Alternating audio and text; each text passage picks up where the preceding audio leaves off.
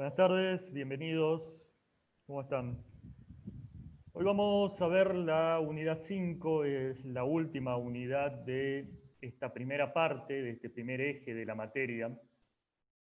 Y está específicamente dedicada a lo que es la figura del juez de ejecución. Probablemente a nivel judicial y a nivel ente de control, la figura más importante del sistema. Y lo digo a ese nivel. La cárcel aparece como la vedette por antonomasia del sistema de ejecución, pero el juez de ejecución va a tener una relevancia importante en esto y ya vamos a ver por qué. Pero para ubicarnos, primeramente, debemos hacer un poquito de historia y saber de dónde surge la figura del juez de ejecución, dónde estamos parados hoy y dónde se supone que deberíamos estar o hacia dónde deberíamos ir. En 1991, Tucumán adopta un nuevo código penal, un nuevo código procesal penal, perdón, que va a introducir por primera vez la diferenciación entre la acusación y el juzgamiento. Hasta ese momento teníamos un código eminentemente inquisitivo donde tanto la figura de la investigación como la del juzgamiento se encontraban concentrados en la misma persona.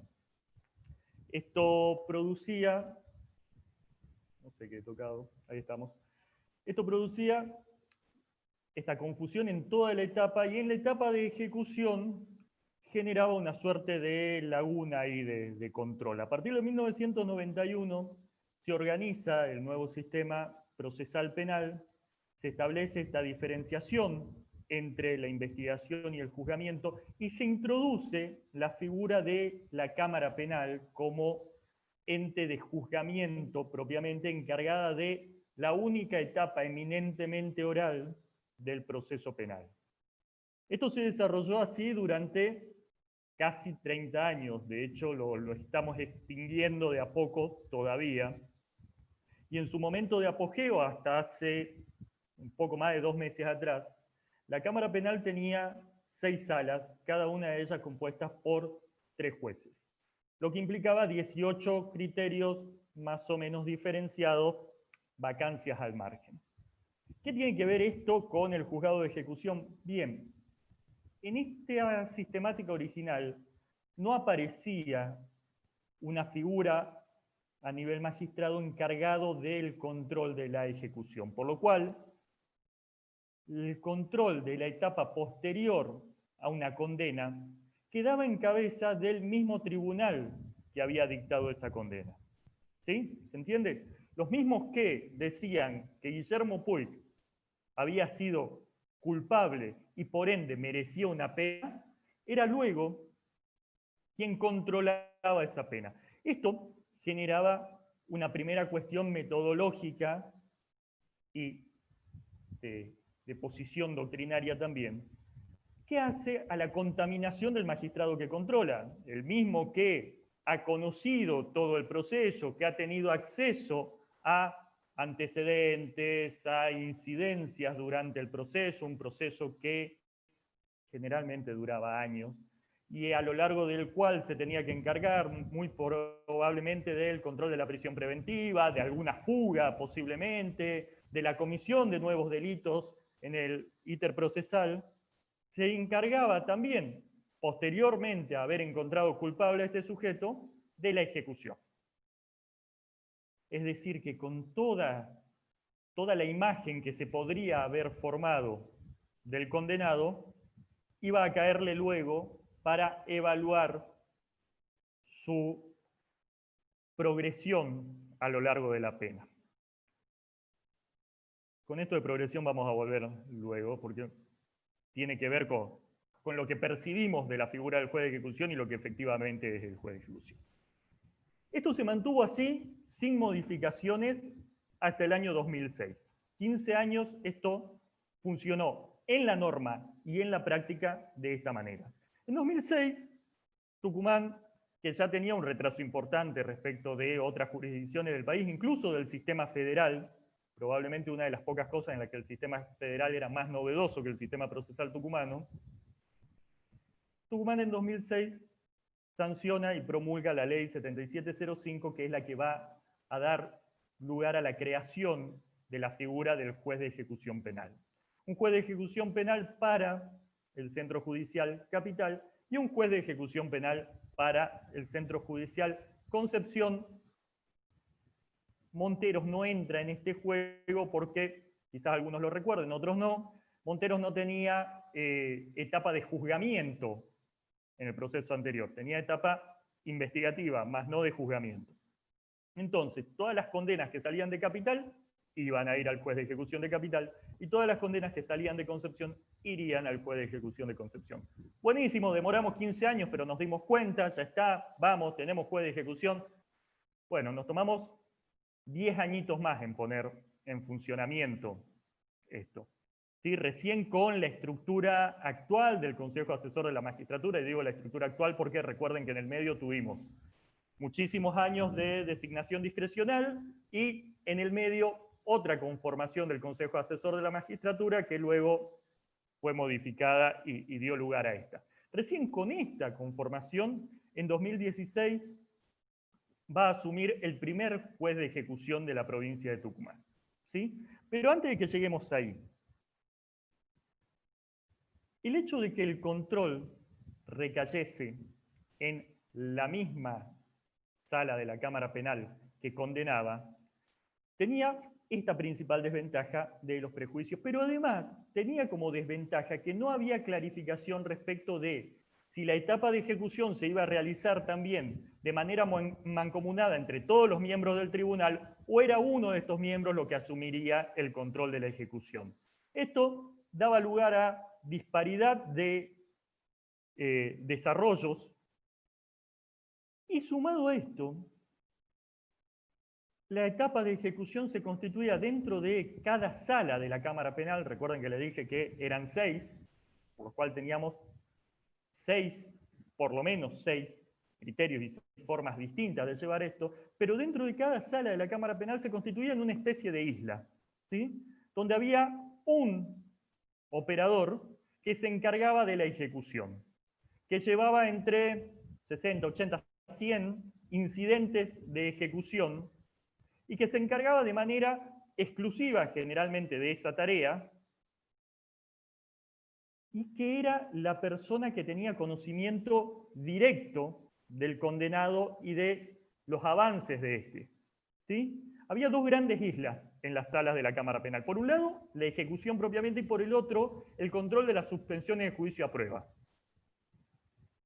Esto no tenía contacto con el resto del proceso que se llevaba adelante y rompía con la inmediatez que debería aplicarse principalmente en esta etapa, porque esa inmediatez era cortada con un empleado o un funcionario que era quien se sentaba frente al condenado, quien conversaba con este, quien generalmente terminaba conociendo a su familia, a su representante, y que daba lugar también a una mayor o menor flexibilidad, una mayor o menor empatía, una mayor o menor acogimiento a los términos de la ley. ¿Sí? Me tocó ocupar ese rol en algún momento y me tocó trabajar con otras salas y darme cuenta con que los criterios eran absolutamente dispares. A esto le teníamos que sumar que quien ejercía el control del lado de la acusación era el mismo fiscal de Cámara que había acusado. Por lo cual, en general, el fiscal siempre se suele quedar con la sensación de que la condena ha sido poca, ¿sí? Como en general sucede del lado del acusador o de la víctima.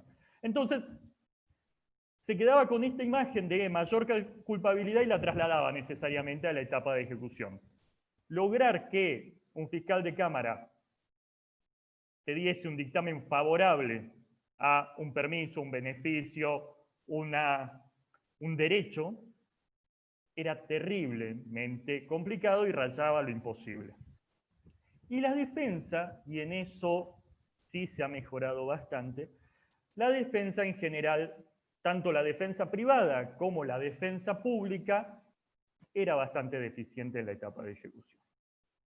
Con lo cual, el paso a paso de la progresividad, sobre todo en el marco de la pena privativa de la libertad, dependía bastante del operador del lado de la magistratura.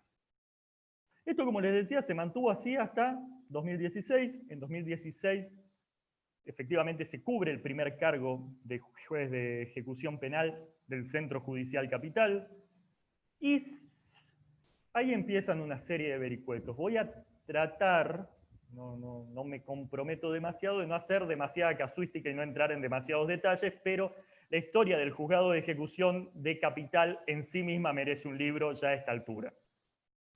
El juez de ejecución en sí mismo ya traía algunos pecados de nacimiento, por así decirlo. El Consejo Asesor de la Magistratura elevó una terna y el titular del Poder Ejecutivo seleccionó a quien hasta no hacía mucho tiempo había sido el director del servicio penitenciario. ¿Sí? A ver si se entiende. Poníamos a quien tiene que ser controlado ahora a controlar. Y quien quedaba en el cargo de director era quien había sido su subdirector. ¿Sí? Esta situación ya presagiaba que el ejercicio de la función podía llegar a ser complicado. Eso y algunas cuestiones del folclore también. Una vez que asume el juez de ejecución de Capital, resulta que la ley 7705, con buen tino, el legislador decide establecer que el juzgado de ejecución tiene que funcionar dentro de las dependencias del servicio penitenciario o en sus inmediaciones. Bueno, nos encontramos con un juez de ejecución que no quería volver a trabajar dentro del servicio penitenciario, parece que había quedado espantado, ni tampoco muy cerca, y no tenía despacho, ni en el fuero penal, ni en el palacio de tribunales, ni en ninguno de los edificios. Entonces, de esta asunción a la puesta en práctica pasaron aproximadamente 4 meses en los cuales el juzgado de ejecución no se conformó y no funcionó. Con incidentes de ejecución de sentencia, recordemos que estábamos en la etapa de la papelización todavía y que todo se convertía en un trámite escrito, incidentes de ejecución de sentencia que iban de un lado al otro, que lo mandábamos al juzgado de ejecución, que volvían, que en el medio algo se perdía, ¿Y quién era el perjudicado? El condenado. Siempre. ¿Sí? En un trámite que de por sí era lento, porque la escrituralidad tiene ese problema, tiene plazos de por sí excesivos y que además se extendían por demás y hace que el control en sí mismo sea dificultoso. Y sumado a eso empezábamos con el tire y afloje de reciban, no reciban. Finalmente, en febrero-marzo de 2017 empieza a funcionar efectivamente el juzgado de ejecución y se empieza con este traspaso desde las salas de la Cámara Penal hacia el juzgado de ejecución. Y ahí empezaron las discusiones por la zona gris. ¿Sí? La ley 7705, si bien en muchos aspectos estaba muy bien redactada, en otros dejaba por ahí algún lugar que con un poco de sentido común se llenaba, pero a los abogados no suele faltar eso, justamente. ¿Sí? Y nos atamos a la letra dura de la ley sin querer pensar un poquito más allá. Entonces era, no, el juez de ejecución solamente entiende en condenas de pena privativa de la libertad de ejecución efectiva. Suspensión de juicio a prueba, condenas condicionales, multa, inhabilitación, acá no entran. Y de golpe teníamos un trámite totalmente fraccionado donde las condenas condicionales, las suspensiones de juicio a prueba, las multas, las inhabilitaciones quedaban de un lado de la cancha y solamente las condenas a pena privativa de la libertad cruzaban. Intervención de la Corte Suprema de Justicia de por medio, se regularizó esto y se empezaron a traspasar todos los incidentes de ejecución de sentencia. Algunos meses después se cubre también el cargo de juez de ejecución en Concepción, empieza a funcionar ese juzgado, y ese juzgado sí presenta hasta el día de hoy una realidad absolutamente diferente a esta montaña rusa que es hasta acá el juzgado de ejecución de sentencia de capital. Una vez que se hace todo este traspaso, empezaron a surgir otros inconvenientes. Primero, tengamos en cuenta que originalmente la 7705 y de una forma velada que todavía hoy en la práctica ya está resuelto, pero los términos de la ley son cuanto menos confusos, ponía y pone el Código Procesal Penal actual también en cabeza del juez de ejecución el control también de los procesados. ¿Sí? Lo cual desde la propia denominación no cierra. Un juez de ejecución se supone está para las condenas, ya la suspensión del juicio a prueba aparece ahí como una situación medio gris, pero en materia de prisiones preventivas, ¿sí?, que era lo que específicamente le ponía en su cabeza, no tiene nada que hacer, no debería tener nada que hacer. Pues bien, la ley lo había colocado ahí y empezó también el tire de afloje entre los juzgados de instrucción, sobre todo, que solían ser el ente de control preeminente en materia de prisiones preventivas, y la Cámara de Apelaciones y el juzgado de ejecución. Esto también se resolvió y salió de la órbita del juzgado de ejecución.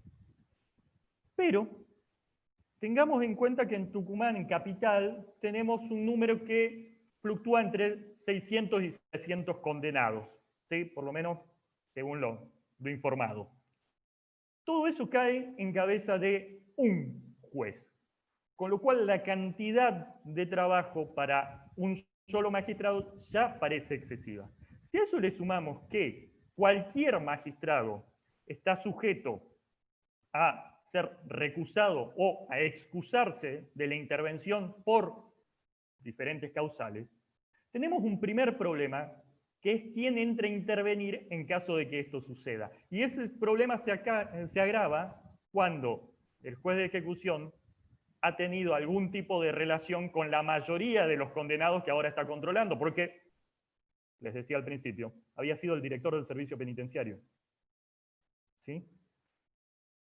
Entonces, sin cuestiones particulares de lo que es el día a día del control, si uno se lleva mal a veces con un jefe, ¿cómo no se va a llevar mal con quien te tiene encarcelado? Y la figura del encarcelamiento personificada del director del servicio penitenciario. ¿Sí? Ahí, no voy a personificar, pero por acá tuvimos un primer planteo de recusación. Y la primera explosión, pues, ¿qué se hace cuando se recusa al juez de ejecución? Primero, ¿quién resuelve la recusación? No estaba claro.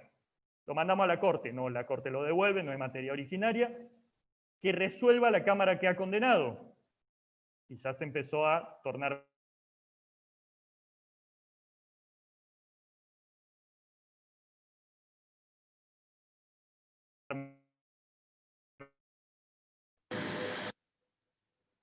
Guille, no se te escucha. Te quedaste congelado.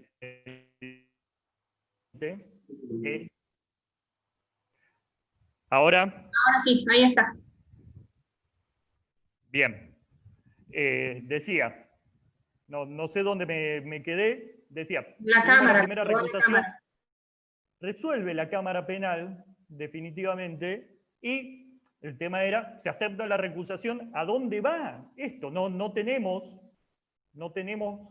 otro juez de ejecución en capital. ¿Quién asume esta competencia? Bueno, que lo asuma el juez con igual competencia material. En este caso, el juez de ejecución de Concepción. Aparecía por ahí como una solución lógica.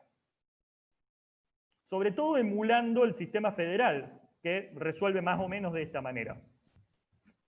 Pues llegado allí, la jueza de ejecución de Concepción dice, esto no es mío, esto es de capital, que quede en el centro judicial capital y vean quién asume esta competencia. Y ahí, con perdón de los presentes, se armó un galimatías importante. La Corte resolvió un sistema complejo, por lo menos, donde quien resuelve una recusación o una excusación, estamos hablando del sistema viejo, recuerden, resolvía la Cámara Penal que había condenado, la sala que había condenado, en pleno resolvía. Y en caso de aceptar, debía designar un juez de esa misma sala para que asuma la competencia. Con lo cual volvíamos un montón de pasos atrás en la sistemática y en la idea de modificar esto para mejor. No se han dado muchos casos, por suerte, y hoy eso está resuelto. ¿Sí? Ya vamos a ver cómo va. Está resuelto. Ya vamos a ver cómo funciona. Se traspasó todo, se armó esto y en el medio empezamos a poner en funcionamiento el nuevo proceso penal en Tucumán. Arranca en Concepción en mayo de 2019 y después de sucesivas prórrogas, pandemia de por medio, y en el medio de esta coyuntura largamos en Capital. Sin embargo, por una serie de sucesos que dieron lugar primero a la suspensión del juez de ejecución y luego a su destitución que no está firme, por lo cual todavía no está ni siquiera iniciado el proceso de cobertura de ese cargo. Hay una instancia judicial abierta que primero deberá resolverse y recién en caso de que confirme la destitución se abrirá el concurso y si no será restituido en el cargo quien se desempeñaba como juez de ejecución. En razón de toda esta situación, quien hace punta de lanza en la implementación del nuevo Código Procesal Penal en Tucumán es el juzgado de ejecución. No quiero entrar en cuestiones procesales, pero así muy someramente, la estructura anterior del procedimiento penal ponía al juez de ejecución en una última etapa y por encima de este, la Corte. En el actual sistema, todos los jueces que antiguamente pertenecían a la estructura de los juzgados de instrucción y de la Cámara Penal pasan a conformar lo que se denomina el colegio de jueces, una especie de pool, de bolsa de jueces, donde con bemoles que ya hemos ido adaptando, por no decir deformando en el camino, para cada audiencia oral vamos sacando un juez. El juez de ejecución queda totalmente afuera del colegio de jueces. Y así como hay una oficina de gestión de audiencia que hace toda la parte administrativa y que asiste al colegio de jueces, el juez de ejecución va a tener su propia OGA, oficina de gestión de audiencia, exclusivamente de ejecución. Empezamos por ejecución y se conformó ya el año pasado la OGA ejecución, todavía trabajando con un código viejo, lo cual enrarecía bastante el funcionamiento del sistema, pero que poco a poco se fue organizando y fue funcionando y a mi parecer hoy funciona bastante mejor de lo que venía funcionando. ¿Cuál es el problema que seguimos teniendo? Seguimos teniendo un solo juez de ejecución y ante la falta de este, hoy por hoy, es nuevamente el colegio de jueces el que tiene que venir a cubrir este lugar. Entonces hoy tenemos dos jueces que periódicamente van rotando en la función de juez de ejecución, sumado a la labor que normalmente tienen, y con la mayor gravedad que una de ellas es una de las juezas con especialidad en materia de niños, niñas y adolescentes. Entonces está teniendo una dedicación exclusiva, en teoría, a la etapa de ejecución y su ejercicio dentro del colegio de jueces con la especialidad en materia de niños, niñas y adolescentes. Entonces, esto necesariamente termina implicando una recarga de trabajo. Y la recarga de trabajo, no como excusa, sino como realidad, siempre termina redundando en cierta desatención, no me gusta el término porque suena algo intencional, pero agota la capacidad de gestión de todos los procesos en los que tiene que intervenir un magistrado. A veces concebimos al magistrado como una máquina capaz de asumir un sinnúmero de procesos, de salir de una audiencia y entrar en otra, y no funciona así. No funciona así. Por lo cual, urge resolver esta situación. Hasta acá, estamos más o menos claros de cuál ha sido la historia del juzgado de ejecución. ¿Sí? ¿No? ¿Más o menos? Sí. Bien. Entremos ahora específicamente en qué hace el juez de ejecución, a qué se dedica este sujeto al que le reservamos solamente esta etapa.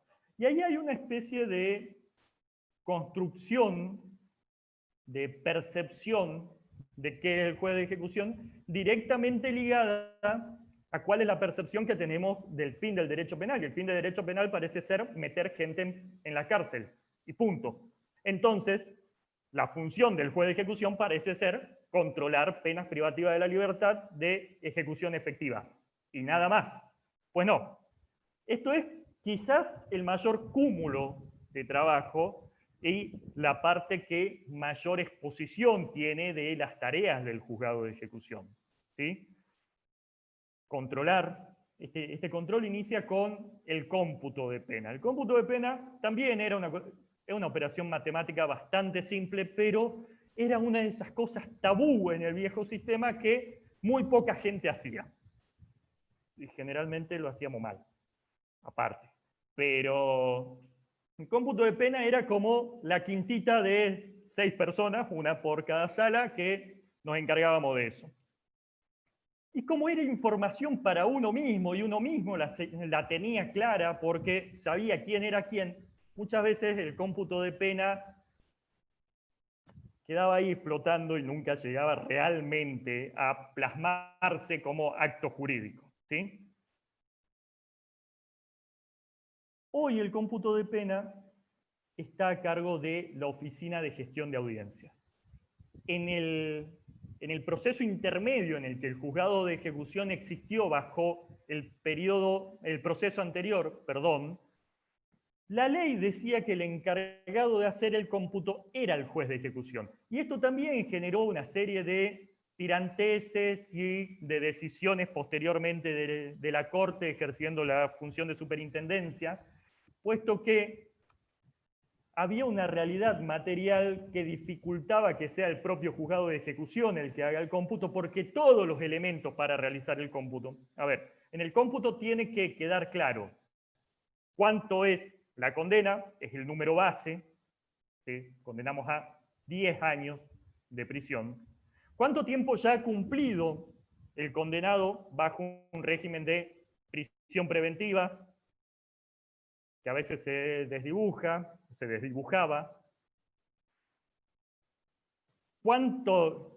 Y a ver, a veces era muy claro, ha tenido 1 año y medio desde el momento en que ha sido detenido y al momento en que llegó fue condenado y ahora pasa a ser condenado y punto.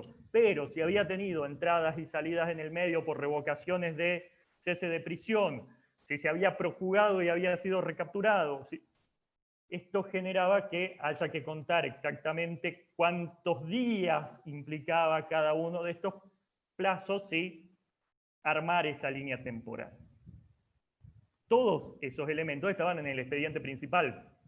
Expediente principal que cuando eran un par de cuerpos no tenía mucha dificultad de remisión, pero cuando tenías 26 cuerpos y había que mandarlo al juzgado de ejecución, y el juzgado de ejecución tenía que empezar a buscar foja por foja dónde estaba cada uno de los actos que tenían relevancia, era pesado cuanto menos. Entonces, después de estas idas y venidas, se decidió dentro de la estructura del Poder Judicial que quienes iban a hacer el cómputo de la pena eran las mismas salas que condenaban.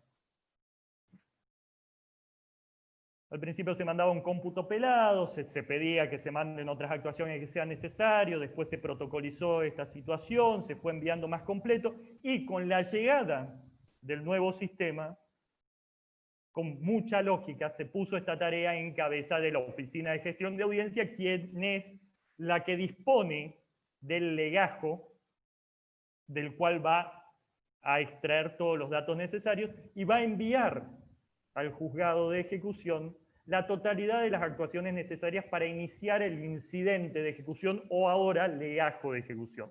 Esas actuaciones son el propio cómputo, todos los informes psicosociales que se hayan practicado, informes médicos de relevancia, sobre todo si el condenado presenta alguna patología, si presenta alguna adicción, y todo otro elemento que pudiese tener relevancia para la ejecución de la condena. Y además, en ese mismo cómputo va a establecer cuáles son las fechas en que, de darse las demás condiciones, el condenado estaría en condiciones, valga la redundancia, para empezar a acceder a las distintas etapas del proceso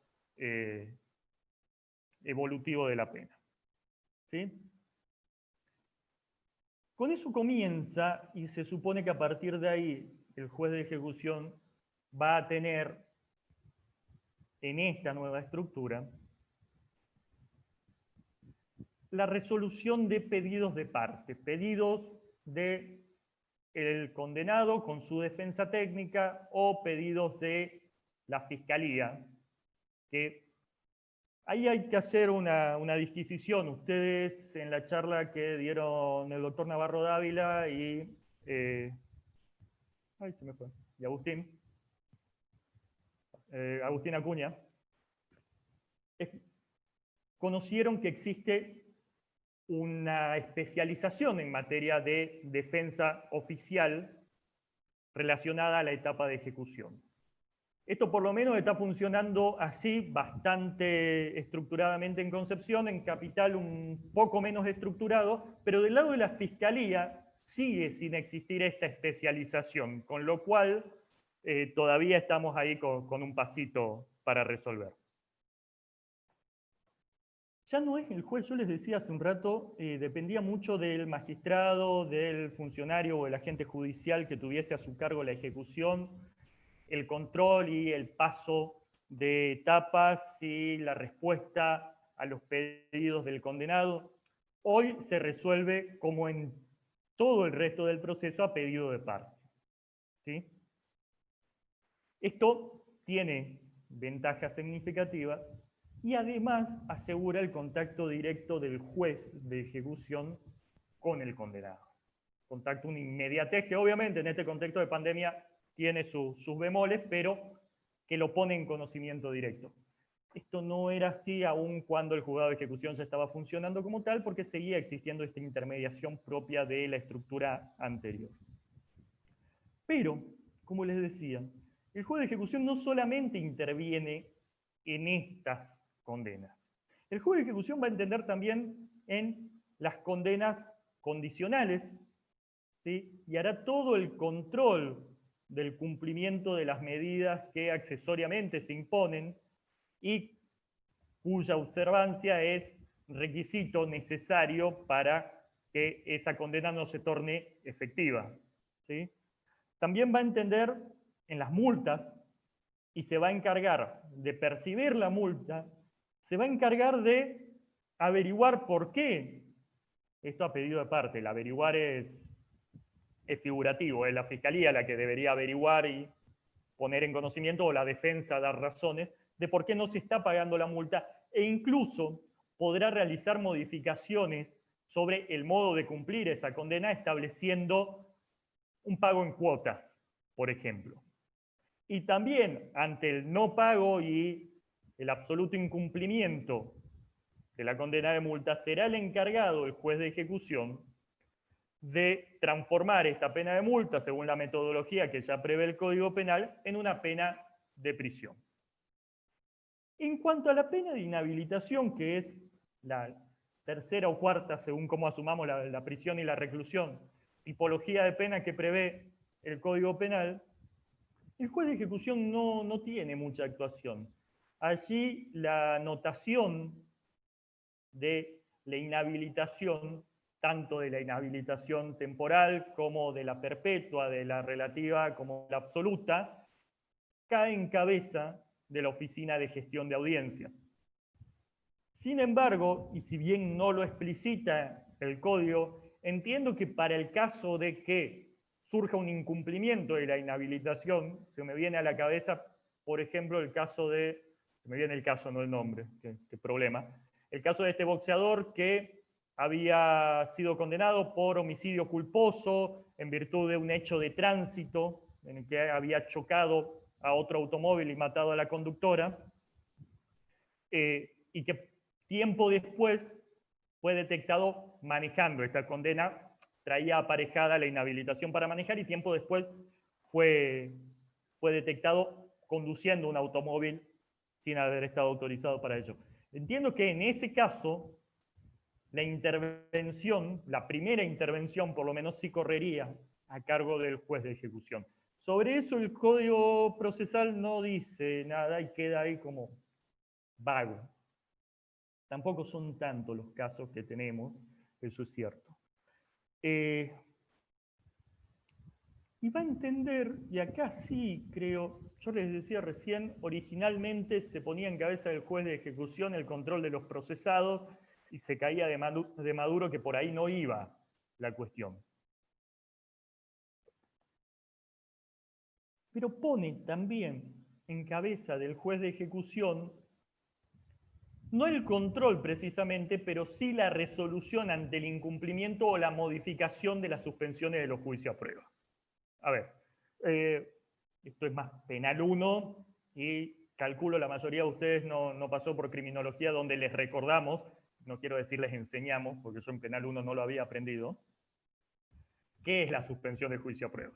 Pero para que repasemos así someramente, en delitos de baja escala,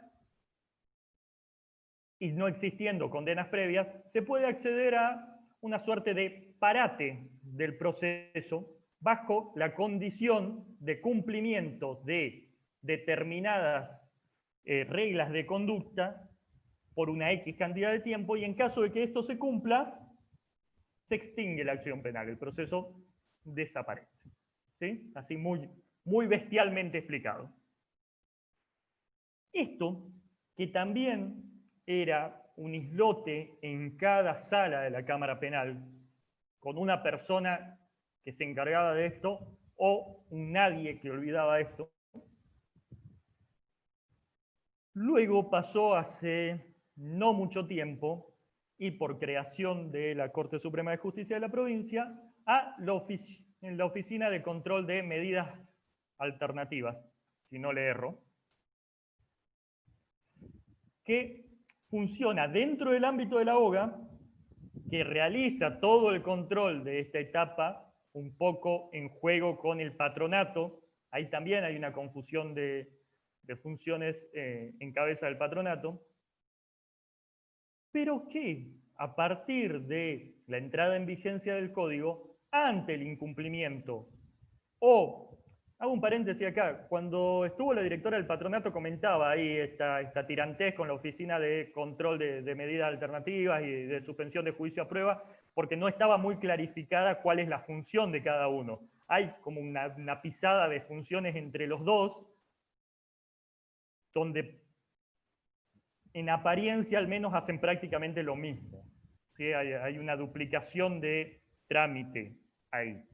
Pero una funciona en el ámbito del ejecutivo y la otra en el ámbito del judicial. Quien está encargado de informar el incumplimiento de los términos de la suspensión de juicio a prueba o ante quien se plantea un pedido de modificación de las condiciones de la suspensión es ante esta oficina. ¿Y a quién informa? ¿A quién remite? Al juez de ejecución. Y es este quien a pedido de parte va a tener que resolver si le damos una nueva oportunidad en las mismas condiciones a quien no viene cumpliendo, siempre y cuando tenga una justificación seria, atendible.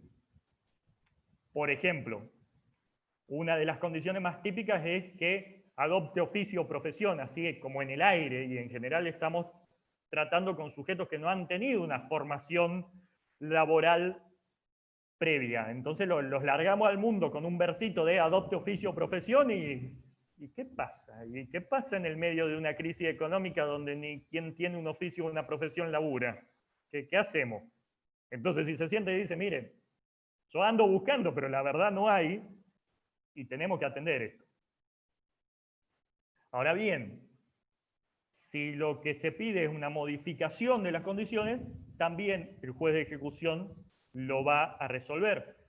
Esta modificación puede pasar, por ejemplo, en casos que se presentan mucho en la práctica, de una de las condiciones es que yo fije domicilio y lo mantenga dentro del radio del juzgado, pero también me están diciendo que yo trabaje y el único trabajo que consigo es en las cosechas de la manzana o de la pera, en el sur o en Cuyo.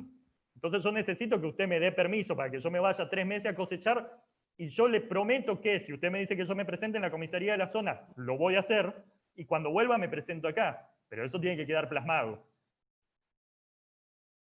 Y finalmente, si el incumplimiento es liso y llano y no hay vuelta que darle, quien decide que esta suspensión cae y que se debe reactivar el proceso y en consecuencia va a remitir nuevamente a la OGA para que evalúe quién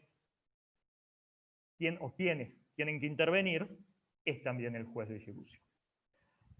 Insisto, hace un poquito de ruido, no es lo propio del sistema tradicional de ejecución que entre a controlar las suspensiones de juicio a prueba. En otras jurisdicciones se administrativiza totalmente el control de la suspensión de juicio a prueba y cuando hay alguna modificación o algún fracaso, vuelve directamente al sistema del colegio del pool de jueces. Así funciona, por ejemplo, en Santiago del Estero, acá nomás. ¿Sí? Ellos tienen una oficina de medidas alternativas que se encarga de esto, específicamente. Estoy repasando a ver si me estoy olvidando de algo. También va a tener, se pone en cabeza del juez de ejecución, y es una cuestión que antes tampoco estaba muy clara. El juez de ejecución va a actuar como una suerte de cámara de apelación respecto de las resoluciones administrativas del servicio penitenciario. ¿Sí? Las sanciones que imponga el servicio penitenciario, su revisión, su impugnación, se tiene que realizar por ante el juez de ejecución. Ahora hay un trámite previsto para esto que antes no existía.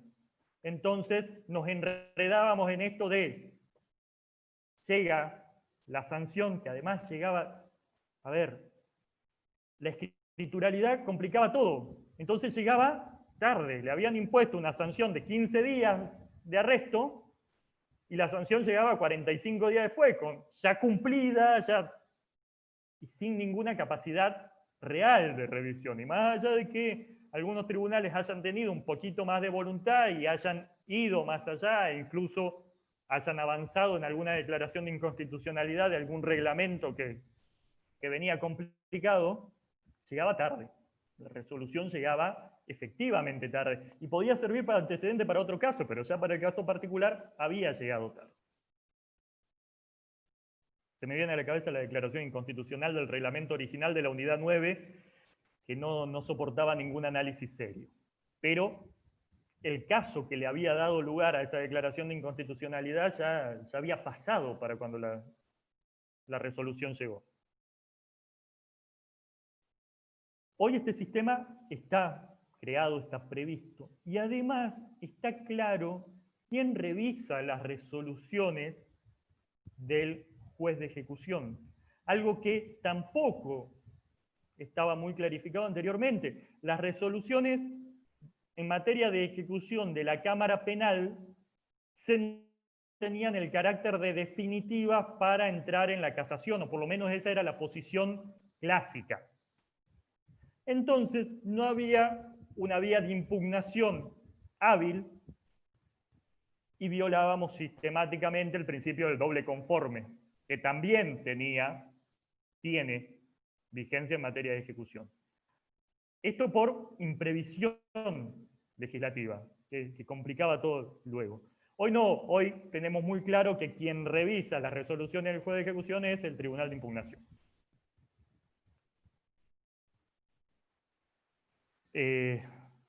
No sé si tienen claro cómo funciona el Tribunal de Impugnación, pero no viene acá la cuestión tampoco. Hemos creado ahí una entidad intermedia de mucho poder jurídico.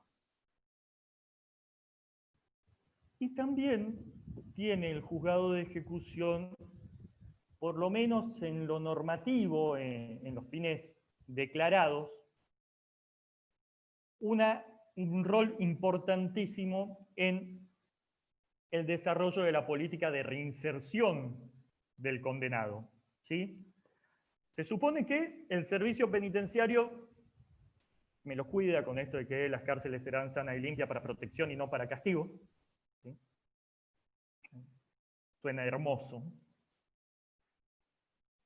Y quien tiene que ir preparando este caminito para que este sujeto pueda volver en mejores condiciones y con otras habilidades y más útil socialmente hablando al medio libre, debería ser en esta estructura el patronato conjuntamente con el juzgado de ejecución. Y para eso, entre otras cuestiones, también para eso, el juez de ejecución, desde la 7705, cuenta con un gabinete propio conformado por psicólogos, psiquiatras y asistentes sociales. Esto era una novedad enorme en general en los sistemas de ejecución. Los jueces de ejecución de otras jurisdicciones suelen trabajar con los gabinetes específicos o interdisciplinarios de sus poderes judiciales en general. Acá creamos un gabinete específico, lo cual en sí mismo es muy positivo. Y además era totalmente novedoso dentro de la cultura jurídica local, siempre un poco reacia a la interdisciplinariedad. Esto era un avance. Este avance se está plasmando hoy en sus prácticas, ¿sí? Mucho tiempo este gabinete estuvo conformado y estuvo ahí como frisado sin ninguna función específica porque no se le daba mayor participación en el proceso. El gabinete interviene activamente en el proceso como control cuando exista una impugnación a algún informe psicológico, social, psiquiátrico del servicio penitenciario, actúa a pedido de las partes como con un rol de informar también, casi pericial, y va a actuar, se supone, en la interrelación con el patronato interno y liberado y con sus profesionales que tienen más o menos las mismas disciplinas. Entiendo que esto último en la práctica todavía no se está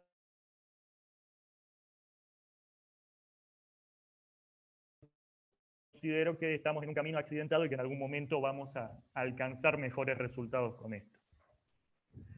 En general, como para darle un englobamiento a todas las funciones del juez de ejecución, el juez de ejecución tiene que asegurar el cumplimiento de todo el marco de garantías para el condenado en esta etapa del proceso. Para el condenado, cualquiera sea su condena y cualquiera sea la vulneración a la que posiblemente se esté enfrentando, ¿sí? Sea que esa vulneración surja del servicio penitenciario, sea que esa vulneración surja de algún otro ente administrativo que no le está prestando la debida atención o el debido servicio. Por ejemplo, que tenga dificultades de documentación y que esto no se esté pudiendo solucionar cabalmente a través del registro civil, que no esté recibiendo la atención de salud externa al servicio, ya nombramos el servicio, pero que no esté recibiendo en el marco de la externalidad la atención de salud necesaria y debida. Y pongo esto porque de por sí es dificultosa la cuestión de la atención de salud dentro del servicio penitenciario, con limitaciones, con falencias, con dificultades propias del sistema y del día a día y de la masividad de la cantidad de presos que tenemos. Pero además, cuando hay que recurrir al de por sí complejo sistema de turnos del sistema público de salud para lograr una atención de salud en un nosocomio público, hasta que he estado trabajando cerca, y no creo sinceramente que esto se haya modificado mucho, es mucho más difícil conseguir un turno para un privado de libertad que para una persona que goza de su libertad ambulatoria, para la cual de por sí ya es dificultoso, ¿sí? Entonces esto también tiene que asegurar el juez de ejecución, acá también tiene que movilizar lo necesario para el cumplimiento de sus garantías. Tiene que asegurarle la defensa técnica. Sí, históricamente los defensores particulares llegan hasta el momento de la condena y luego dejan al condenado a la buena de Dios y generalmente son adoptados por la defensa pública. Y digo generalmente porque hoy sí, reitero, hay una estructura que se encarga, pero pasaba muy asiduamente que de golpe teníamos condenados que venían de varios meses de no haber tenido contacto con absolutamente ningún defensor técnico, porque en ningún lado había impactado que su defensor particular lo había abandonado, y por ende no había existido una comunicación con la defensa pública para que asuma ese rol. Hoy, un poco por la inmediatez del trámite, un poco porque hay una mejor organización de la defensa pública y porque el contacto entre las diferentes agencias que actúan en la materia ha mejorado, estas situaciones se subsanan un poco más fácilmente. Iba a ir a otro lado y como que me colgué, a ver si me acuerdo dónde estaba.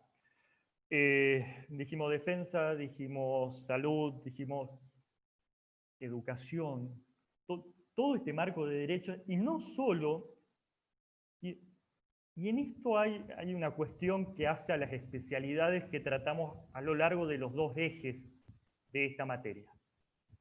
No solo tenemos que caer en la letra de la norma inmediata, del reglamento, del código, de la ley, de la 24660, la ejecución, y ya vamos a ver luego con niños, niñas y adolescentes en conflicto con la ley penal, hay que pensarla siempre en clave convencional, siempre. No nos podemos quedar en una interpretación restrictiva de la normativa local.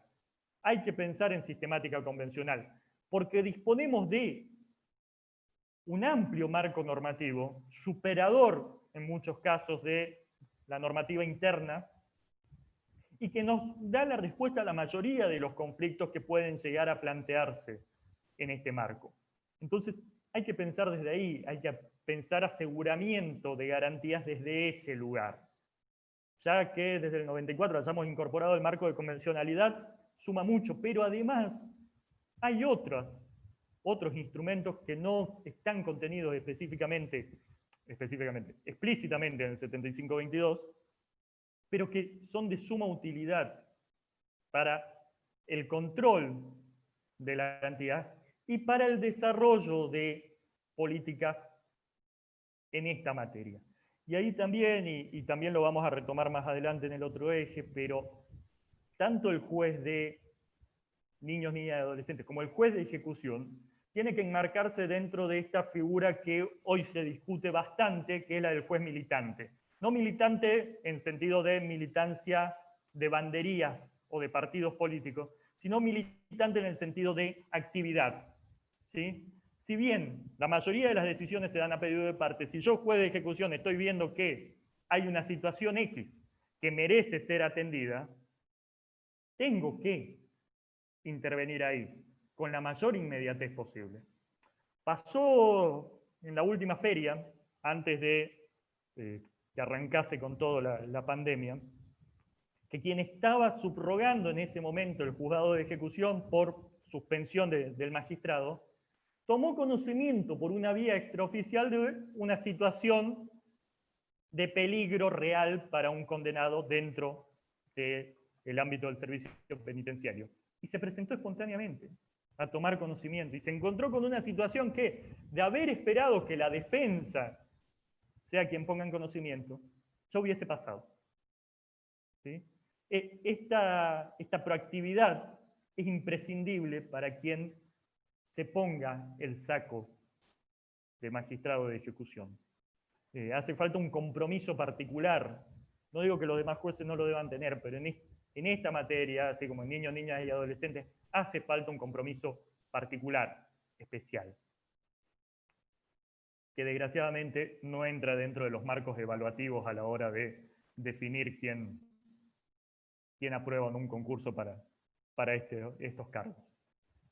Hasta acá el marco general. Me interesa que si quedaron dudas, si quedan consultas, si queda algo, nos pongamos a charlar un rato más.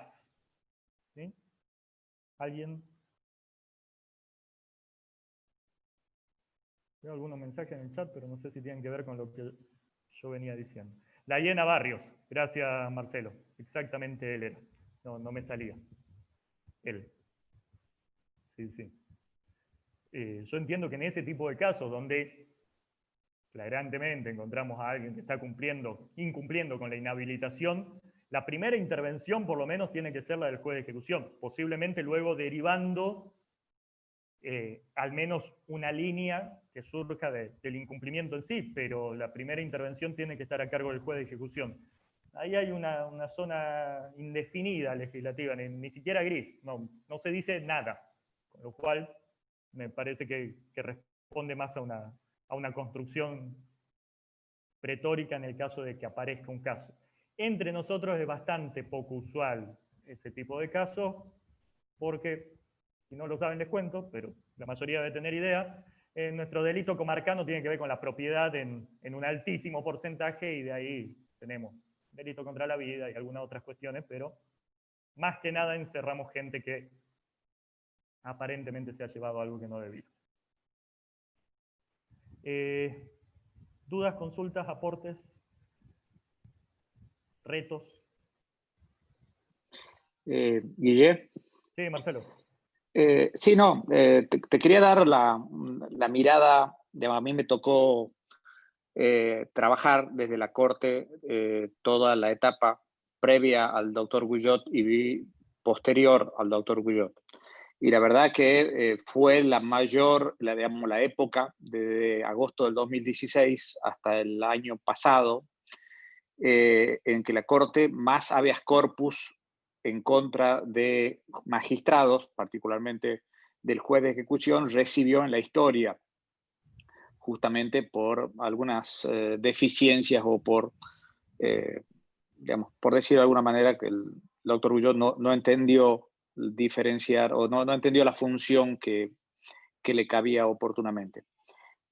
Lo que sí quiero destacar, porque me tocó analizar para el vocal con el que yo trabajo, es el artículo 35 bis de la ley 7705, y cuál es la importancia, porque tanto vos como yo pertenecemos a la cátedra de criminología, y una de las autoras o impulsoras de la ley que puso en vigencia el juez de ejecución de sentencia fue la doctora María del Pilar Prieto. En la inteligencia de que, justamente lo que vos decías, la inmediación.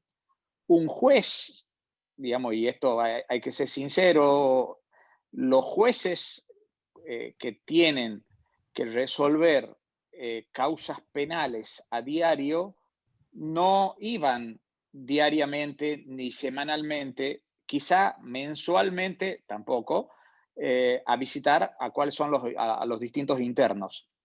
Entonces, la idea del juez de ejecución de sentencia fue creada justamente de que sea el control del control que esté dentro de Villa Urquiza, o por lo menos cerca del interno, cosa de que a diario pueda tener una visión general o pueda resolver de manera inmediata, física y temporalmente, los problemas que se van suscitando día a día. Está bien, existe un director general de cada una de las unidades, existe un director general, pero los problemas que se suscitan son a diario, y no es lo mismo leer en un escrito, y ahí sí te lo digo por experiencia, cuando me toca semanalmente ver habeas corpus, y cuando uno dice, tengo el brazo podrido porque hace un año tuve un accidente y tengo los clavos que están herrumbrados. Así dice el interno.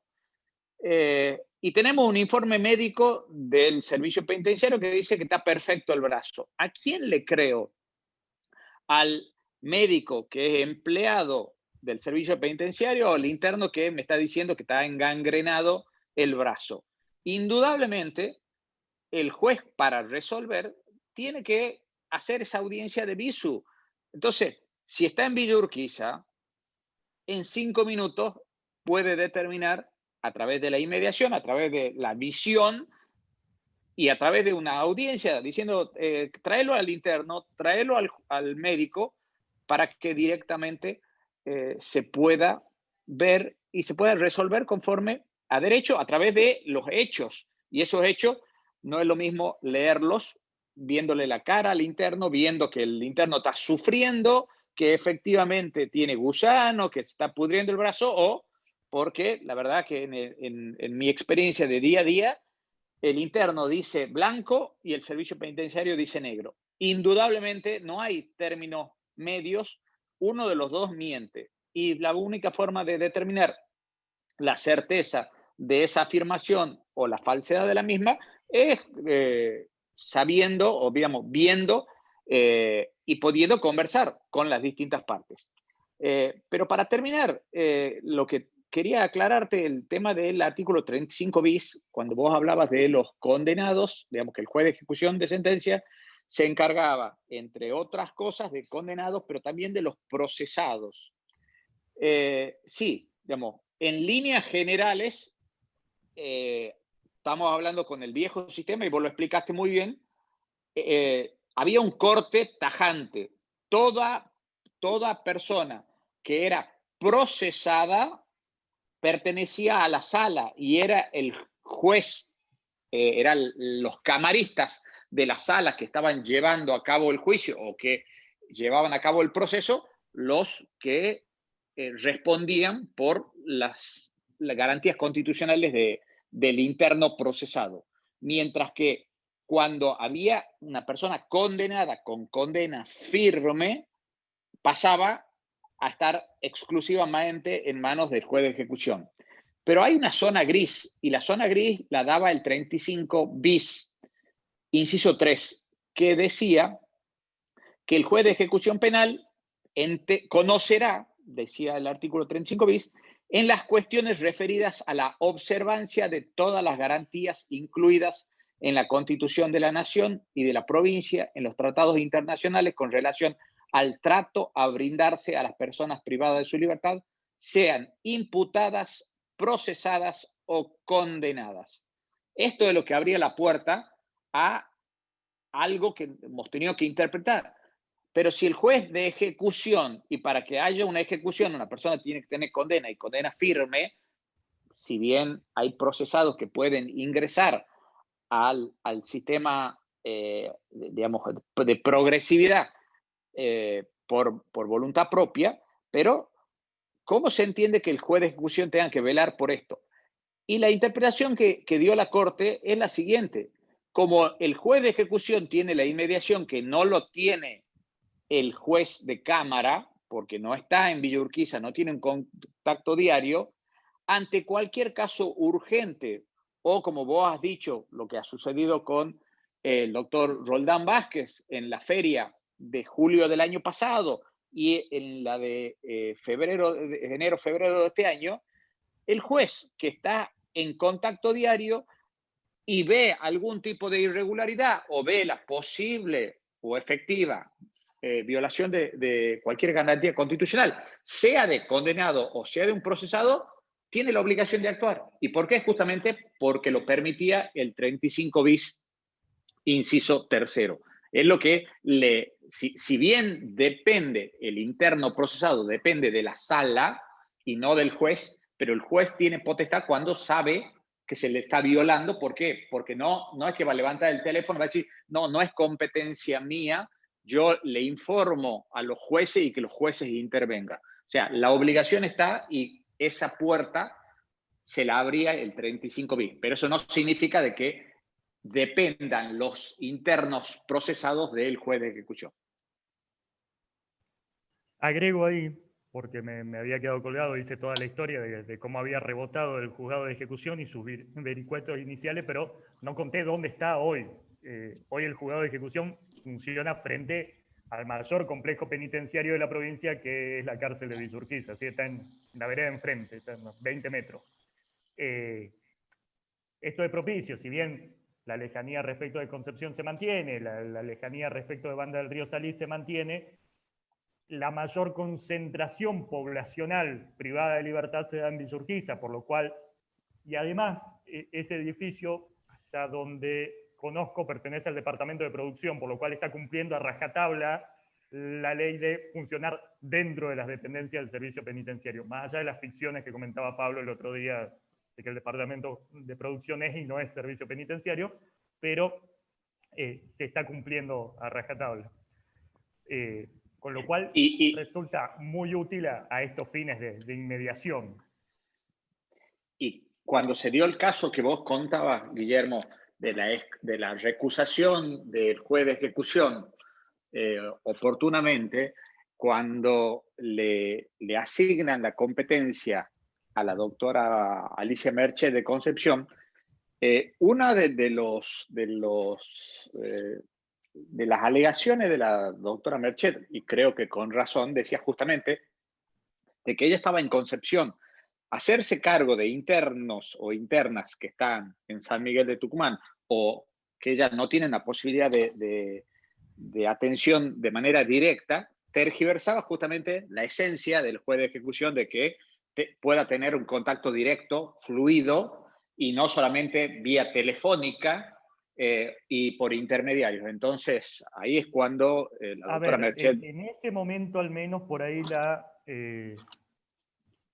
la ubicación de los condenados era como bastante más tajante, y los condenados de Concepción estaban en Concepción y los condenados de Capital estaban en Capital, excepto mujeres que tenemos todas en Banda del Río Salí. Cada vez menos esa diferenciación es tan tajante, sobre todo porque en el medio se han dado situaciones de traslados necesarios fuera de las unidades de aquí hacia Concepción y viceversa. Entonces, en ese momento sí aparecía quizás como un argumento hábil. Hoy eso se desdibujó, pero bueno, hoy ya está resuelto, ya es abstracto. No es discutir al vicio sobre eso. Pregunta Adriana, ¿qué pasa con aquellos que incumplen la prisión domiciliaria, por ejemplo? La prisión domiciliaria es una modalidad de cumplimiento de la condena de ejecución efectiva, por lo cual queda bajo la órbita indudablemente del juez de ejecución, y cualquier incumplimiento que se dé en este marco debería tener intervención el juez de ejecución. Ahí había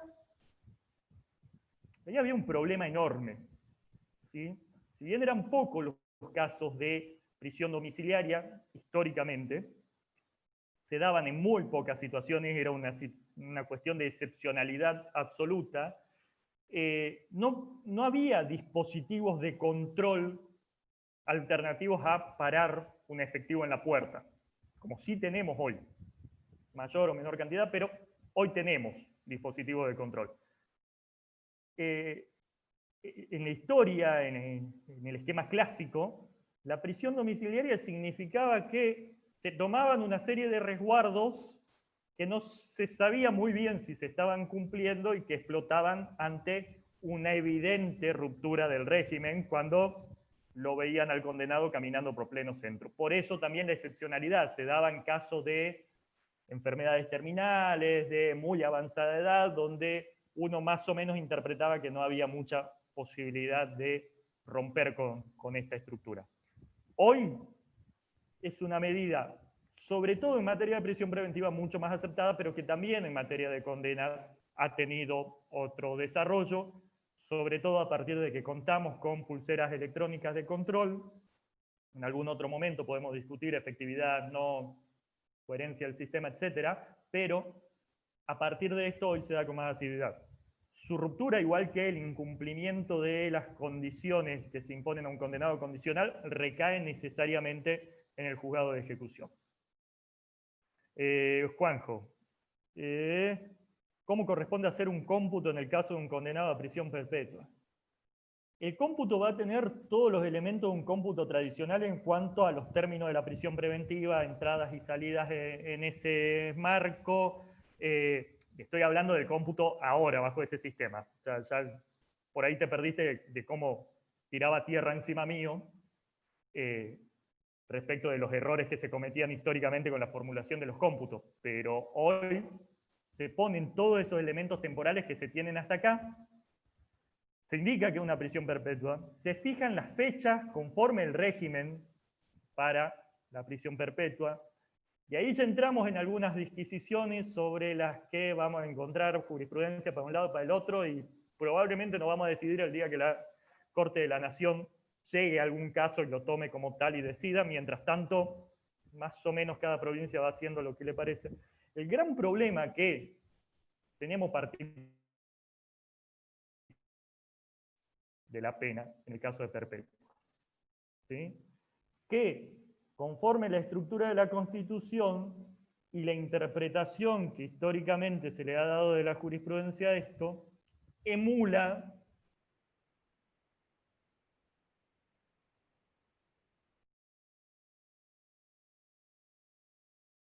no del Poder Judicial. Y si bien hay un fallo perdido allá en el tiempo, 2000, antes del 2010, si no le erro, 2007 creo, de una fijación que no fue recurrida y que quedó firme, con el detalle de color que cuando pudo acceder a la salida transitoria de este condenado nunca volvió. Así como para terminar de arruinar el precedente. Salvo ese caso, por lo menos que yo conozca, ningún tribunal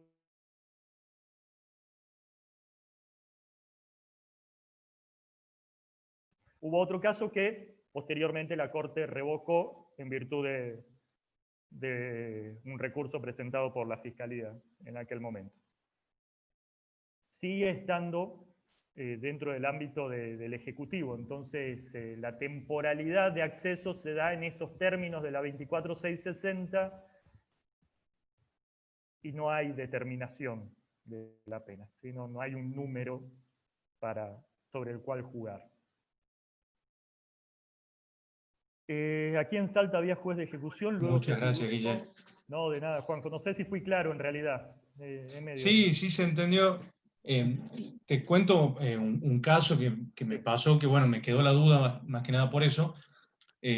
Trabajando en la sala, en Concepción, justo habían presentado un acuerdo de juicio abreviado para un delito en el que correspondía prisión perpetua, que era un criminis causa, un homicidio criminis causa, y la defensa presenta un acuerdo de juicio abreviado por una condena a 25 años.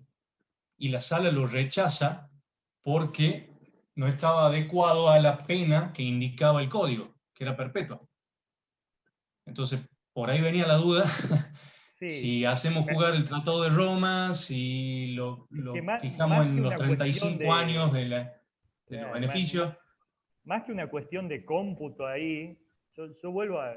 Yo decía, en ejecución y en niño, niña y adolescente, y ahí lo veo a Federico, hay que hacer una interpretación sistemática dentro del marco de convencionalidad, pero no solo en esto. A ver, si vos me traes un juicio abreviado donde se supone que ha habido un acuerdo previo entre defensa y fiscalía, donde ya charlamos todo esto, y más allá de la calificación, quien es el encargado de la persecución ha dado acuerdo a esta pena, apelemos a una interpretación sistemática y rompamos de alguna manera, o por lo menos hagamos el intento de romper con la estructura dura, así como podemos establecer, y esto a esta altura debería ser una perogrullada, pero así como podemos establecer pena por debajo del mínimo, podemos empezar a jugarnos de alguna manera a que la perpetua no siempre sea perpetua y podamos atender algunas cuestiones puntuales. Siempre se me viene a la cabeza con estas posiciones una jefa que me decía, vos te pones a jugar porque la firma no es tuya. Y es cierto, desde la tribuna es fácil plantearlo, después hay que poner gancho, ¿sí? Me quedó abajo, no sé si a todos lo ven abajo, tenemos un compañero que se juega en ese sentido, por lo cual confío en que hay magistrados que se juegan en serio con el gancho y le hacen honor a esta cuestión. Se trata de no interpretar el derecho como norma dura y nada más, Si no, materias como esta, como criminología, donde compartimos con Marcelo, deberían desaparecer de la currícula y volvamos a estudiar de memoria la norma y listo. ¿Sí? La idea es que podamos pensar el derecho y lo podamos aplicar de una manera más allá de la obviedad. Leía recién. Aquí en Salta había juez de ejecución, luego se fijó la figura de juez de detenidos y garantías, y ahora se creó una sola función que es la de juez de ejecución.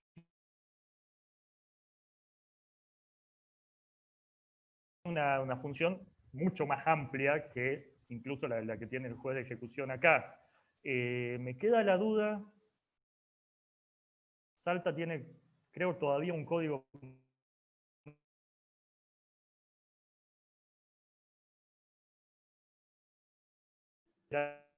En Santiago, por ejemplo, yo les comentaba que hay una oficina de control de medidas alternativas y la función de juez de ejecución es periódica, no hay un juez de ejecución, sino que periódicamente los miembros del colegio de jueces van rotando en esta función.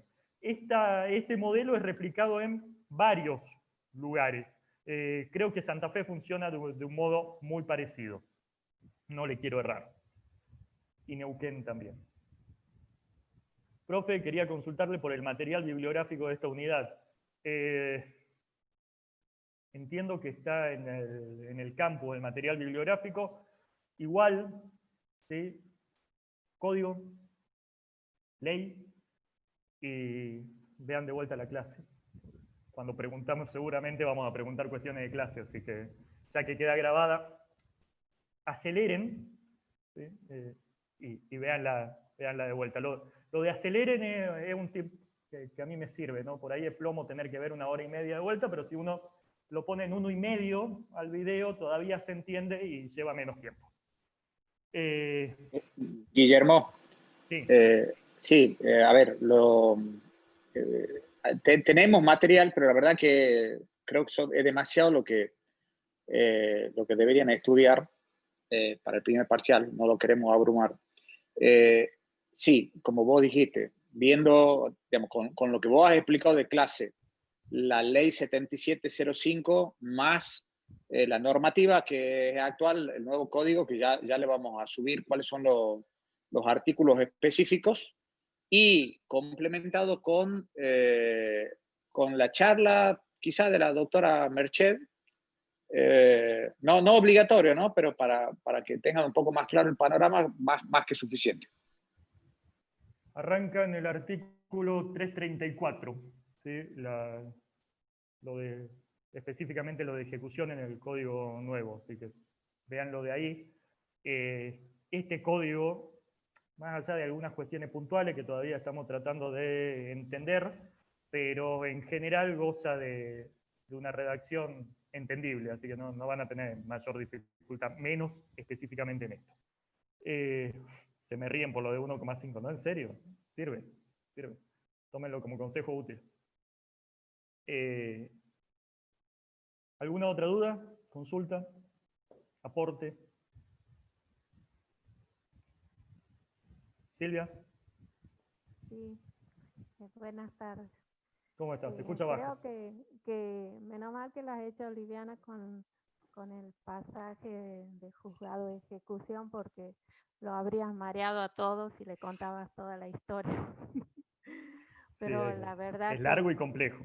Sí, que la jueza de Concepción, por más de la distancia, estuvo más cerca que las veces que he estado en contacto con el doctor Guyot. La verdad que lo que sí me ha desconcertado siempre es la diferencia de criterio que tienen los jueces de ejecución. El trato, nada que ver uno con el otro. Más allá de que son distintas personas, pero la ley es la misma, creo que siempre la igualdad entre iguales tendría que reinar. No puede ser que distintas personas en cuanto a la ley tengan un trato, pero abismal. abismal entre un juez y el otro. La verdad que ahora voy a ver qué es lo que pasa, porque jugaré de nuevo con el juez de ejecución que me toque. Sí, esta coyuntura también da lugar a eso y es un poco lo que pasaba en el esquema clásico de subrogancias en el viejo sistema, hasta que también se establecieron subrogancias más claras, pero originalmente, cuando había una vacancia, iban rotando por ese cargo los jueces de la misma materia, y esto generaba que en el trámite uno se encuentre con varios criterios diferenciados, que se complique el trámite. Esto es una opinión absolutamente personal, pero entiendo, y ahí hay una cuestión, bueno, no entremos ahí, pero entiendo que con otro juzgado de ejecución estaríamos con menos problemas. Y lo que decía es otra cuestión, en teoría no hay demasiado obstáculo normativo para llamar a la cobertura de otro cargo de juez de ejecución.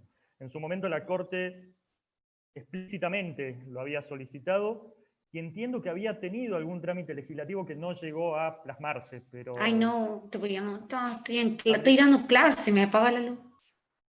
No le apaguen la luz a Lourdes, por favor. Perdón. No hay drama. Entiendo que si tuviésemos otro juez de ejecución en Capital, que además de la coyuntura se hace necesario por la carga de trabajo, no estaríamos pasando por esta zozobra. ¿Sí? Se hace necesario contar con otro más. Entiendo que la no previsión de estas cuestiones pasa por una subestimación del rol y de la función quizás del juez de ejecución, de la estructura del juzgado de ejecución, y lo digo desde por ahí la apreciación tanto social como de los poderes políticos. Quizás no se ha logrado concientizar en la real necesidad de este tipo de cargos y en la real función que tienen. Pero si tuviésemos otro cargo más, hoy la situación sería mucho más clara. Guillermo, eso, a total título personal. Sí, Marcelo. Sí, no, la idea, por lo menos lo que vengo conversando yo con los vocales de corte, la idea es que haya 3 jueces de ejecución Centro Judicial Capital y se mantenga el de Concepción. A los efectos, como vos dijiste, habiendo un solo juez de ejecución, se enferma el juez de ejecución, y por lo menos estamos hablando del año 2016, no había quien lo cubra, no existía normativa que establezca quién iba a ser el reemplazo en las vacaciones, ni ante una enfermedad, ni nada. Y el juez de ejecución, de la misma manera que el juez de menores, tiene una especialidad. O sea, no es necesario, digamos, no es fácilmente, puede ser suplido por otro juez penal que no tenga esa especialidad. Porque como vos dijiste, digamos, yo cada vez me convenzo más de que como vos dijiste, tiene que ser un juez militante. O sea, si hay una realidad, digamos, vos lo viviste, lo sufriste, y yo también, depende, y Silvia más que nadie, pero uno sabe que si te toca el juez A, vas a tener facilidades para que los internos estudien, para que tengan determinadas actividades, para que sean tratados bien, mientras que si te toca un juez B, un juez conservador, un juez que tiene miedo de todo, que quiere conservar el cargo siempre, porque convengamos, digamos, hay una realidad. En la provincia de Tucumán, las historias de destituciones judiciales tienen mucho más cercanía con el juez de ejecución que con cualquier otra función judicial. A la doctora Alicia Freidenberg fue destituida por haberle otorgado permiso a un interno para que el interno visite a su familia, y a partir de ahí se escapa. Y el doctor Guyot, más allá de deficiencias personales en su accionar, él digamos, es otro juez destituido. O sea, el juez de ejecución para que cumpla su función, tiene que actuar sin miedo, tiene que cumplir la ley primero antes que estar pensando en lo que vaya a decir la sociedad, lo que vayan a reaccionar.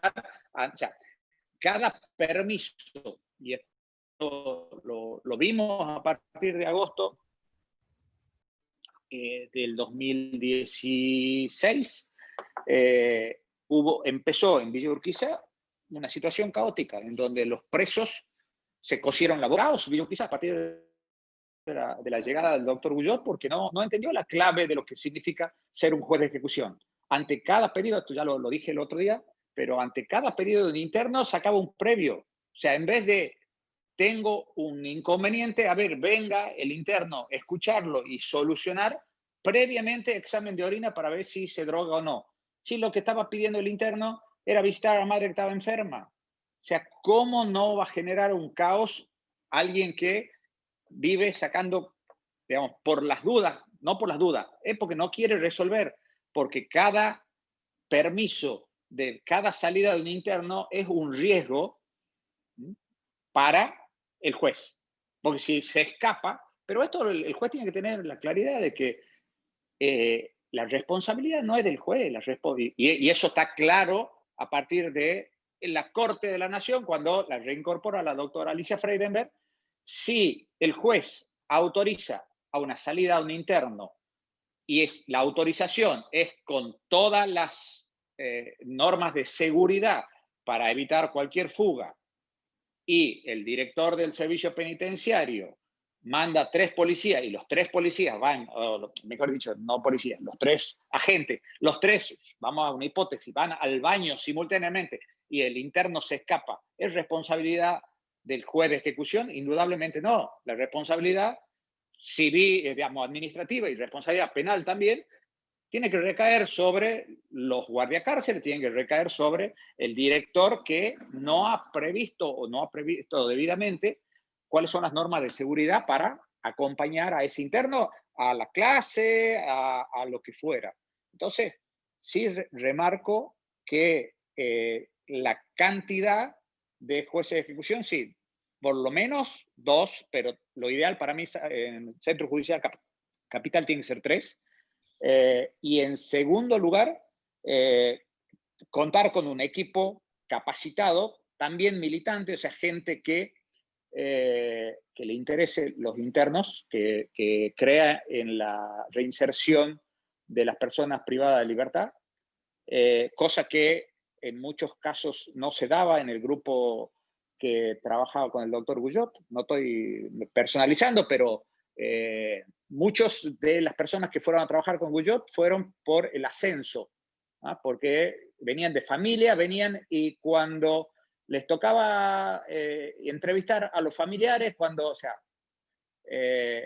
pasan de civil y comercial común a trabajar, digamos, de atender a abogados, trajeado a trabajar con familiares de internos, con abogados penalistas, que es otro nivel, se quejaban y decían, no, yo no me gusta este trabajo. Entonces, para que las cosas funcionen, indudablemente tiene que tener puesta la camiseta de ejecución penal y saber, digamos, lo vimos con la doctora Merchet, lo vimos con la doctora Monsalve, y lo vimos con la directora del Patronato Liberado.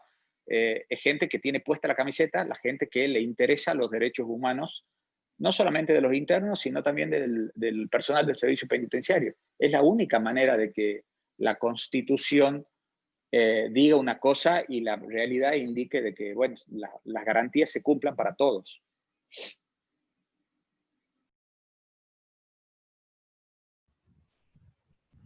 Sí, Yo quería Lourdes, creo decir que levantaba la mano. algo y preguntarte, Guillermo, disculpe, le hago una consulta. La verdad que sí, aparte de la diferencia de criterios entre los dos juzgados de ejecución, tanto el de Tucumán como el de Concepción, el año pasado ha sido un caos, digamos, para nosotros, porque esa diferencia de criterios y, bueno, y poder hacer la aplicación, digamos, del nuevo código procesal, esa transición ha sido muy dura para los internos, porque también, digamos, a los internos le teníamos que explicar que ahora todos los trámites lo tenía que hacer el defensor.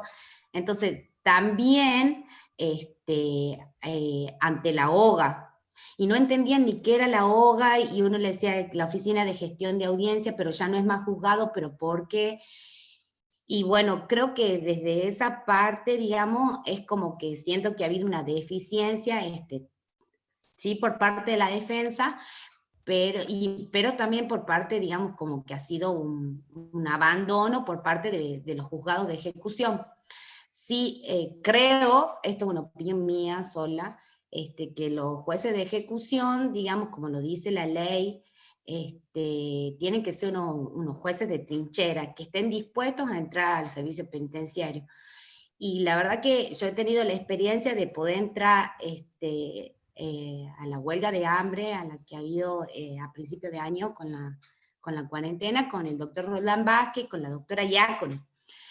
La verdad que es destacable porque ellos hemos entrado al pabellón de la unidad número 2, a donde estaban todos los internos, y ellos han iniciado una conversación y han querido, digamos, tener ese acercamiento y poder escuchar, digamos, de cuáles eran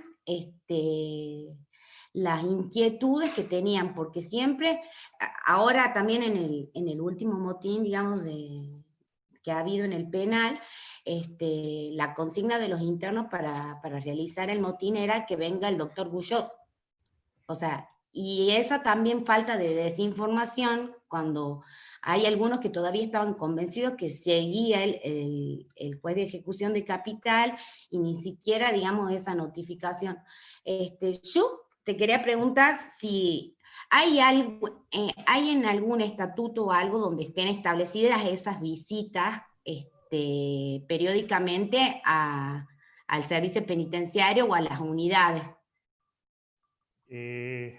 Para los magistrados, no. Se ha establecido siempre el criterio de inmediatez, y sobre todo, específicamente, lo hace este código que replica los principios generales de este nuevo sistema. No hay una fijación de una periodicidad con la cual deben concurrir. Sí había protocolos en ese sentido, no sé si se siguen manteniendo de igual forma o cómo se maneja para la defensa. Los defensores sí tenían un esquema de concurrencia periódica. Y eso venía de la época en que éramos todos hijos del mismo padre y la defensoría actuaba dentro del ámbito de la corte. Todavía ya en ese momento había un cronograma. No sé a ciencia cierta si se cumplía, no, eso no lo sé, sí sé que existía. Del lado de los magistrados, no. Yo trato de no desbocarme más allá de lo que me desboco, pero muy pocos eran los que concurrían periódicamente. Algunos enviaban a sus funcionarios, lo cual de alguna manera iba supliendo la situación. Y en otros casos me ha tocado conocer de magistrados que recibían por escrito solamente a los condenados, que los conocían por carta. ¿Sí? Así que habemos de todo en las viñas de la magistratura. Y así que no, la respuesta es no. Hasta donde sé, no hay un cronograma con el cual se deba asistir. Entiendo que un juez de ejecución le tiene que pegar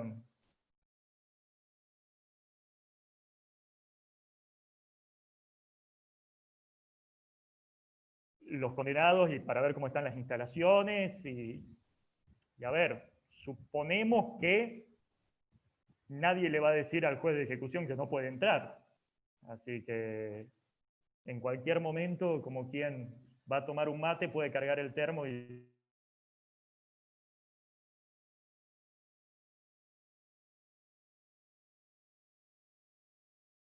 ¿qué pasa con el titular destituido del juzgado de ejecución? Hola, Martu. Y vamos a ver cómo sigue esto. Ojalá sea todo para ordenarse y para mejor, ¿sí? Por el bien del sistema específicamente, porque tenemos que entender que especialmente en materia de ejecución, el magistrado tiene una función que replica directamente en la sociedad. Así que cuantos mejores magistrados tengamos, mejor nos va a ir a todos también. Adriana dice, sin lugar a duda, en estos tipos de ámbitos se necesita personas con capacidad humanitaria, porque muchas veces se dice que no funcionan las instituciones o las leyes, pero en realidad son las personas que están en esas instituciones o aquellas que aplican esas leyes las que tratan a las personas como meros trámites. Sí, soy un convencido de que tenemos muy buenas leyes y las tomamos como paquete. Tenemos mucha calidad para desvirtuarlas también. Somos muy buenos. Guille. Sí, Marcelo.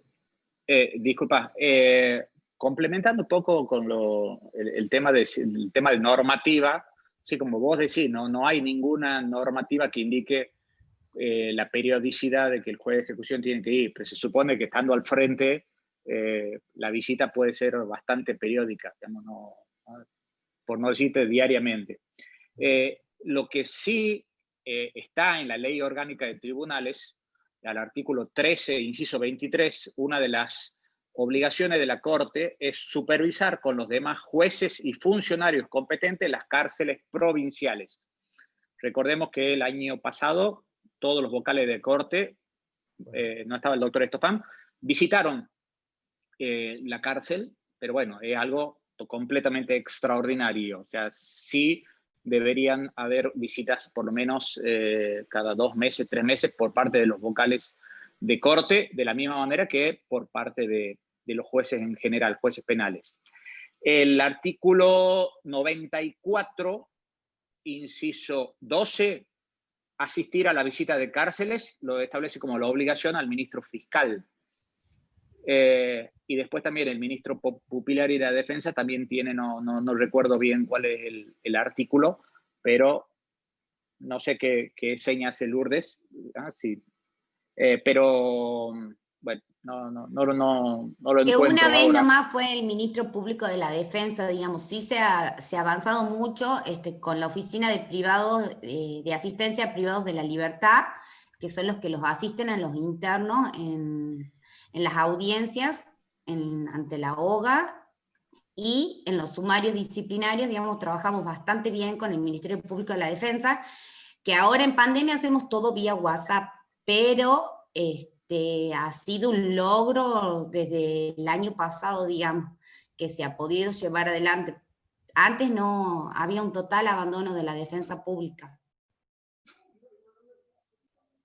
Sí, el 160 Quinqui es el que establece que el ministro público de la defensa él tiene que visitar periódicamente. Hay dos cuestiones y creo que con esto vamos cerrando ya porque me tengo que cruzar a criminología en 15 minutos, 14 para ser más preciso. Hay que seguir dando clase. Ahí hay dos cuestiones desde lo operativo. Si va alguien del Ministerio de la Defensa, tanto el Ministerio de la Defensa como el Ministerio Fiscal se entienden como una unidad operativa. Así que con que vaya un representante, lo normativo está cumplido. Y además me parece importante que vayan quienes efectivamente tienen contacto inmediato con esto y estén presentes ahí. En eso sí se ha avanzado. Desde el Ministerio Fiscal yo decía, al no haber una especificidad de funciones en materia fiscal todavía, ¿sí? Me parece que hay cuestiones para resolver todavía, quizás lo resuelvan pronto. También es constante la transformación a nivel del Ministerio Fiscal. Y en el caso de la magistratura, yo entiendo que la jueza de Concepción sí tiene una asistencia periódica a los lugares de detención. No sucedía con el juez de Capital, entiendo que tiene que ver con perfiles. E históricamente en la Cámara Penal, como les decía, las situaciones eran variadas de un extremo al otro. Nadie iba todos los días, pero había quien iba periódicamente y tenía más conocimiento de la situación y había quien, me animo a decir, que no lo había pisado nunca al penal. ¿Sí? Creo que con esto vamos cerrando. Obviamente quedan abiertos todos los canales de consulta el próximo martes nos estamos encontrando con el inicio del segundo eje, ¿sí? Vamos a iniciar el eje de niños, niñas y adolescentes el próximo martes, y la semana próxima van a tener el parcial. Traten de sumarse, así empezamos bien. Y a ver si los prendemos con esta segunda parte. Y bueno, por mí es todo. Gracias. Y si queda alguna duda, ya saben, están abiertos los canales de consulta a disposición.